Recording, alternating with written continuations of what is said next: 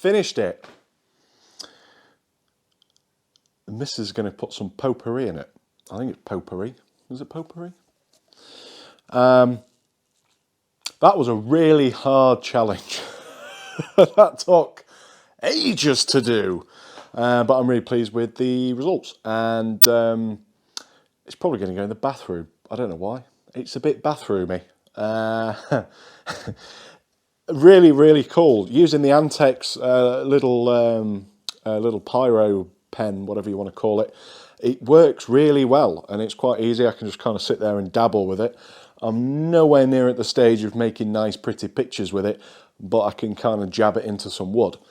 The blue ring around this, I was contemplating resin. Resin just would not work, I don't think. I haven't got that talent. So using the copper sulphate is dangerous. I will please put out there that this is dangerous, and I was wearing a full respirator.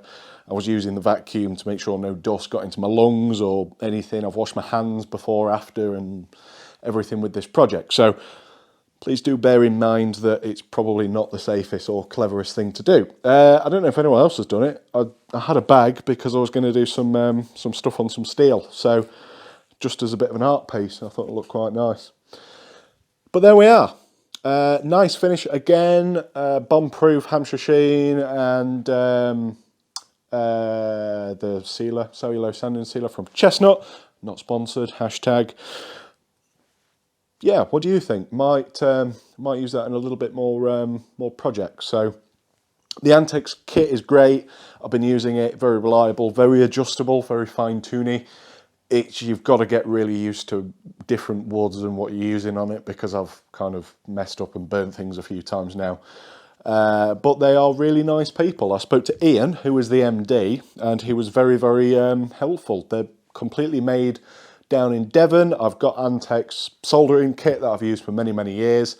I didn't even know they did it until Axminster did a video of it the other day. So about 120 quid off Amazon, and it's really good. And it's made, you know, another boring bowl into a bit less boring. But again, very nice. And IROKO, very beautiful wood. I need to get some better hollowing tools because I'm really struggling to get into places. I'd like to make this a bit more of an onion shape inside, but I did what I could. And I had these screws that were quite in, so I was a bit worried. Trying to do this bit was a nightmare to actually get this blue in here again, but I couldn't do it, so I've ended up just burn lines in there with those little details with the Sorby micro point tool. I would recommend getting one of those. They're pretty cool. I'm going to stop talking. Thank you very much for watching. If you like this video and you'd like to see something a little bit more like this in the future, you probably will. So subscribe, thumb me, and we'll see you in the next one. Thank you.